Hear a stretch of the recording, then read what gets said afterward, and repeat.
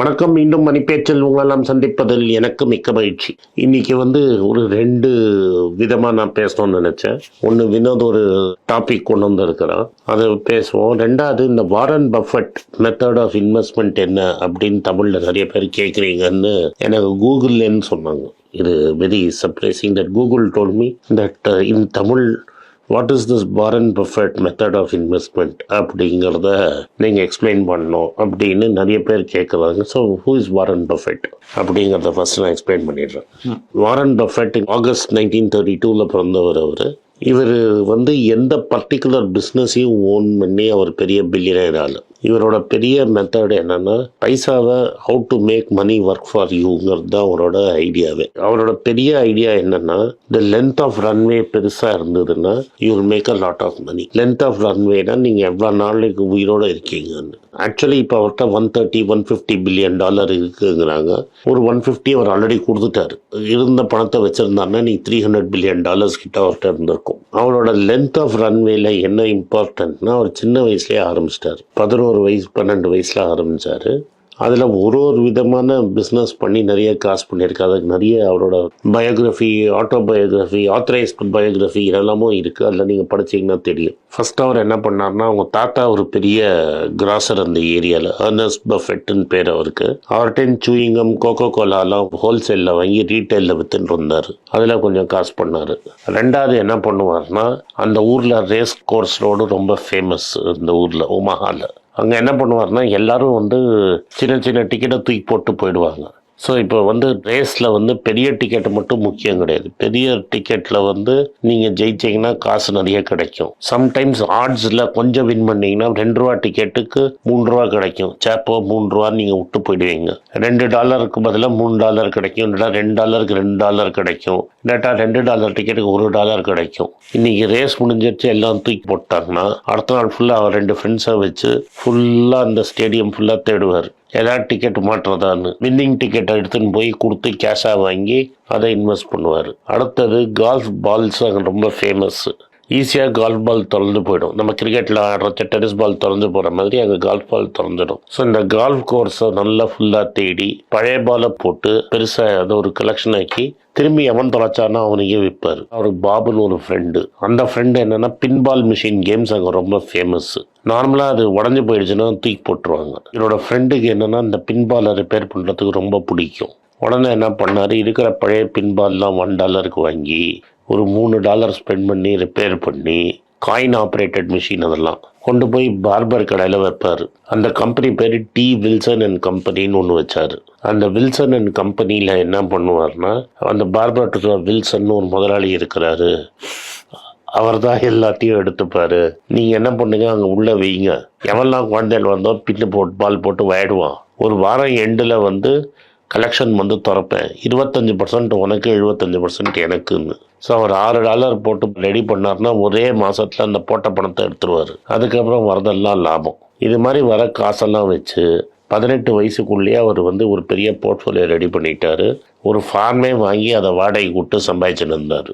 இதுக்கப்புறம் அப்பா MP election ஜெயிச்சு வாஷிங்டன் போனும்போது அங்கே வாஷிங்டன் போஸ்ட்டை வீடு வீடாக போட்டு பணத்தை சம்பாதிச்சாரு. அதாவது காலேஜில் அவங்க அப்பா அவரை சேர்க்கறதுக்கு முன்னாடி அவர்கிட்ட இனஃப் காசு இருந்தது. ஐயோ காலேஜுக்கு போனமேன்னு போன மனுஷாங்க. So he finish college rapidly. And 30 வயசுக்குள்ள அன்னைக்கே $10 லட்சம் வச்சிருந்தாரு. 1950s நான் சொன்னது $10 லட்சம் வச்சிருந்தாரு அவர். $1 மில்லியன். ஸோ வீடை கேஷ் கொடுத்து வாங்கினா $32,000. அந்த வீட்டில் தான் இன்னும் உட்காந்துட்டு இருக்காரு. இன்ஃபேக்ட் ஒரு பழைய டாக்குமெண்ட்ரியில் அவங்க அம்மா அப்பாவோட இருந்த வீட்டுக்கும் கூட்டின்னு போய் காமிச்சார். ஒரு பைசாவையும் சேர்த்து அதை எப்படி ஸ்டாக்காக வாங்கி அந்த ஸ்டாக்லேன் வர பணத்தை எப்படி மல்டிப்ளை பண்ணுறதுங்கிறதுல ஸ்பெஷலிஸ்ட்டு. சம்வேர் 1960s என்ன ரியலைஸ் பண்ணிட்டார்னா, இதுலேருந்து ரெகுலராக கேஷ் ஃப்ளோ வராது, நம்மளுக்கு ரெகுலராக கேஷ் ஃப்ளோ வந்தால் தான் நம்ம பெரிய ஆளாக முடியும்னு இந்த பார்ட்னர்ஷிப் இன்வெஸ்ட்மெண்ட்லாம் பண்ணின்றதெல்லாம் மூடி பெர்க்ஷயர் ஹேத்வேன்னு ஒரு கம்பெனியை வாங்கிட்டார். அந்த பெர்க்ஷயர் ஹேத்வே பண்ண லாபத்தை வச்சு நிறைய இன்சூரன்ஸ் கம்பெனியை வாங்கிட்டார். இந்த இன்சூரன்ஸ் பிஸ்னஸ் உள்ள பிஸ்னஸ் என்னன்னா, லைஃப் இன்சூரன்ஸாக அவர் வாங்கவே மாட்டார். ஜென்ரல் இன்சூரன்ஸ் தான் மெயினாக வாங்கினார் முதல்ல. எவ்ரி இயர் கார் ஆக்சிடென்ட் ஆகும்னு எனக்கு நீங்கள் ப்ரீமியம் கொடுப்பீங்க. ஆக்சிடென்ட்டே ஆகலைன்னா காசு எனக்கு. என்னைக்கு ஆக்சிடென்ட் ஆகுதோ அன்றைக்கி தான் நான் பே பண்ணணும் பில்லு. அது வரைக்கும் நான் இன்வெஸ்ட் பண்ணலாம். அது பேர் ஃப்ளோட்டுன்னு பேர். அந்த ஃப்ளோட்டை வச்சு இன்வெஸ்ட் பண்ணி தான் இன்னைக்கு பில்லியன்ஸ் ஆஃப் டாலர்ஸ் வச்சிருக்காரு. இதுதான் அவரோட பேசிக் ஸ்ட்ராட்டஜி. இதில் என்ன பண்ணுவார்னா ஒரு இன்ட்ரென்சிக் வேல்யூன்னு ஒன்று கால்குலேட் பண்ணுவார். இந்த இன்ட்ரென்சிக் வேல்யூ கம்மியாக இருக்கிற ஸ்டாக்கை வாங்கி வச்சுப்பார். அந்த ஸ்டாக் இன்ட்ரென்சிக் வேல்யூக்கு மேலே போதான் வித்துட்டு இருந்தார். மங்கர் என்ன சொல்லிட்டாரு, இந்த இன்ட்ரென்சிக் வேல்யூலாம் ஓகேப்பா, நல்ல பிஸ்னஸாக வாங்கிட்டேன்னு வச்சுக்க, இவனை நியாயமான விலைக்கு சீப்பாக வாங்காம நியாயமான விலைக்கு இந்த நல்ல பிஸ்னஸை வாங்கிட்டேன்னா அதை நீ லைஃப் லாங் வச்சுருந்தேன்னா இன்னும் காசு வரும் அப்படின்னு பஃபெட்டுக்கு சொல்லி கொடுத்தவன் இந்த சார்லி மங்கர். அதனால தான் இந்த சார்லி மங்கர் ரொம்ப ஃபேமஸ். அப்படி போய் முதல்ல வாங்கினது தான் அந்த சீஸ் கேண்டிங்கிற சாக்லேட் கம்பெனி. அதில் வந்த காசை வச்சுக்கிட்டு இன்னும் பிஸ்னஸ் ஓன் பண்ணிட்டு இருந்தார். There are lot of businesses he owns 100% இன்னைக்கு. ஆனால் அப்போ விளையாடும் தெரிஞ்சது கூட வாஷிங்டன் போஸ்ட்லேயும் ஒரு பெரிய ஸ்டாக்கை வாங்கிட்டாரு. நிறைய இந்த பிஸ்னஸ் வச்சுருந்தாரு. நியூஸ் பேப்பர் சோஷியல் மீடியாட்ட காலியாக இருந்தனோன்னு கரெக்டாக வித்துட்டு வெளில வந்துட்டார். அது மட்டும் இல்லை, வாஷிங்டன் போஸ்டோட ஓனர் ஃபேமிலிக்கும் சொல்லி கொடுத்தாரு, வித்துட்டு வெளில வந்திருப்பா. ஜெஃப் பீசோஸ் மாதிரி ஒரு ஆழத்தில் ஏதாவது கட்டிட்டு வெளில வந்துட்டாங்க. அதனால நம்ம என்ன சொல்ல வரேன்னா, இவரோட வாழ்க்கையிலோட இன்வெஸ்ட்மெண்ட்லேருந்து பல விஷயங்கள் நீங்கள் கற்றுக்கலாம். அவரை ஸ்டாக் பிக்கிங் மட்டும் பார்க்காதீங்க. எங்கேருந்து ஆரம்பித்தார், எவ்வளோ தூரம் வந்தார், எப்படி ஒரு நய பைசாவும் 10 வயசுலேருந்து வாங்க ஆரம்பித்தார். 11 வயசில் சிட்டி கேஸுங்கிற கம்பெனியை முதல்ல வாங்கினார். அதனால் ஒரு பைசாவையும் எண்ணி எண்ணி சேர்த்து வைக்கிறதுல இந்த மனுஷன் மாதிரி. அவருக்கு இன்வெஸ்ட்மெண்ட் ஒரு கேமு. பசங்களுக்கு கொடுக்கறதெல்லாம் கொடுத்துட்டாரு. அவர் என்ன சொல்லிட்டாரு, என்னால் காசு சம்பாதிக்க முடியும், அந்த காசை நான் சம்பாதிச்சேன், சொசைட்டிக்கு நல்லது பண்ண, என் பணம் சேரிட்டிக்கு போயிடுச்சுன்னு. ஏறத்தாழ ரத்தன் டாட்டாவும் அதே தான் பண்ணிட்டாரு. அதுதான் இது. அந்த அவர் ஓவேரியன் லாட்ரி ஜெயிச்சது உண்மை. நிறைய பேர் ஆனால் இதுமாரி லாட்ரி ஜெயிக்கிறோம், ஆனால் எல்லாரும் நான் வாரன் பஃபெட் ஆக மாட்டேங்க. இப்போ நான் நிச்சயமாக பஃபெட் ஆக மாட்டேன். ஏன்னா எனக்கு ரன்வே அப்படிலாம் கிடையாது. பட் எனக்கு 11 வயசுல இது தெரிஞ்சிருந்தா டெஃபினட்டாக என்னால் ஆயிருக்க முடிஞ்சிருக்கும். ஏன்னா அப்போவே எனக்கு ஓவேரியன் லாட்ரி இருந்தது. அவனுக்கு அட்வான்டேஜஸ் இன் லைஃபோட எனக்கு மோர் அட்வான்டேஜஸ் இன் லைஃப் இருந்தது. நான் கோல் விட்டேன், அவர் ஆடிட்டார். அதுதான் பெரிய வித்தியாசம். உன்னோட பார்ப்பா. நம்ம நிறைய நாள் பேசிட்டு இருக்கோம் இதுமாரி அமெரிக்கன் ஸ்டாக் மார்க்கெட்டில் பார்க்கலாம், இந்தியன் ஸ்டாக் மார்க்கெட்டோட அமெரிக்கன் ஸ்டாக் மார்க்கெட் பார்க்கலாம். ஸோ இன்னைக்கு கொஞ்சம் டீட்டெயில்ஸ் கொண்டு வந்திருக்கேன். நம்ம மக்களுக்கு நீங்கள் இதை எடுத்து சொல்லலாம். நம்ம 2019 to 2024 5 வருஷம் பார்க்கலாம். அந்த 5 வருஷம் பார்க்கும்போது நம்ம பிரீமியம் ஸ்டாக் இந்தியன் மார்க்கெட்ல இருக்க HUL, இது பல தடவை சொன்னது உங்கள்கிட்ட என்னன்னா, எக்ஸ்பிளைன் பண்ணுங்க. நான் என்ன சொல்லியிருக்கேன்னா, better to own the American parent and the Indian ஸ்டாக்குன்னு ஆரம்பிச்சு பல விஷயங்கள் சொன்னேன். ரேண்டமாக ஒரு 4 ஸ்டாக்கை, ரொம்ப ஹை பர்ஃபார்மிங் ஸ்டாக் எடுத்துகிட்டு வச்சிருக்கிறேன். நீ ஒன்று Hindustan Unilever 60 times 70 times earnings, HDFC bank, Asian Paints, Procter and Gamble, இதெல்லாம் டாப் பேயிங் ஸ்டாக்ஸு. இது 2019 என்ன விலை இருந்தது, இன்னைக்கு என்ன விலையில இருக்கு அப்படின்னு பார்த்து என்ன ரேட்ல உனக்கு ரிட்டர்ன் கிடைச்சிருக்கு அப்படின்னு பார்த்தீங்கன்னா, இன்க்ளூடிங் டிவிடெண்டையும் சேர்த்து இருக்கிறாரு. உங்களுக்கு சார்ட்டை போட சொல்ல, ஆவரேஜா உங்களுக்கு ஹிந்துஸ்தான் யூனிவர்சிட்டியில் 5.25%, HDFC பேங்க்ல 7.56% ரிட்டர்னு, ஏஷியன் பெயிண்ட்ஸ்ல 8.93% ரிட்டர்னு, ப்ராக்டர் அண்ட் கேம்பிள்ல 6.34% ரிட்டர்னு. இதை வாங்காம நீங்க அமெரிக்கன் ஸ்டாக்கை மட்டும் வாங்கியிருந்தீங்கன்னா என்ன ஆயிருக்கும்? நான் கூகுள் சொன்னது 2019 சொல்லறின்னு இருக்கேன்.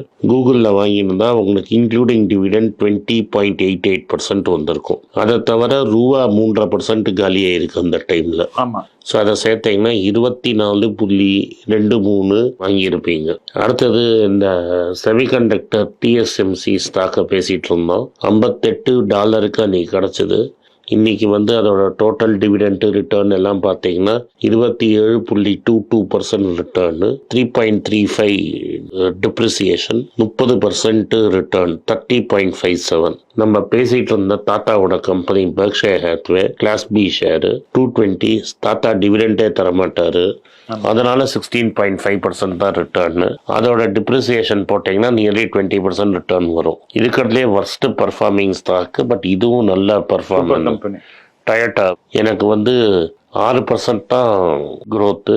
அண்ட் ஆக்சுவலி நான் அந்த 19 வாங்காம இன்னும் கொஞ்சம் லேட்டராக கன்சிடர் பண்ணா இன்னும் பெட்டர் க்ரோத்தாக இருந்திருக்கும். 6% க்ரோத்து, 3.35% டிப்ரிசியேஷன், 9% ரிட்டர்ன். ஆனால் என்னன்னா நம்ம worst performing Toyota is better than most of these stocks. But Hindustan Unilever சூப்பரான பிஸ்னஸ்.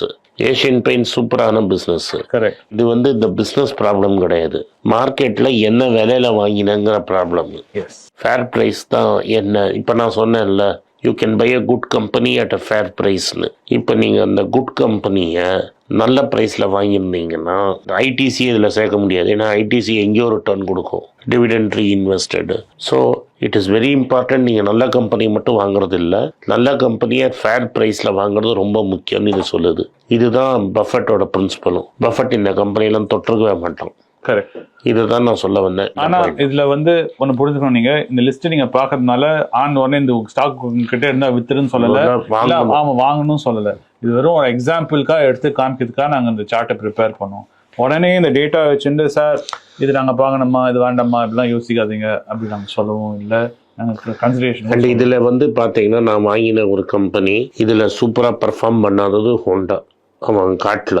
ஆமாம். பட் ஹோண்டா என்ன ப்ராப்ளம்னா அது எலக்ட்ரிக் வெஹிக்கிள் நல்லா பண்ணாது அப்படின்னு சொல்லி ஹோண்டாவை அடிக்கடின்னு அடிச்சிட்டாங்க.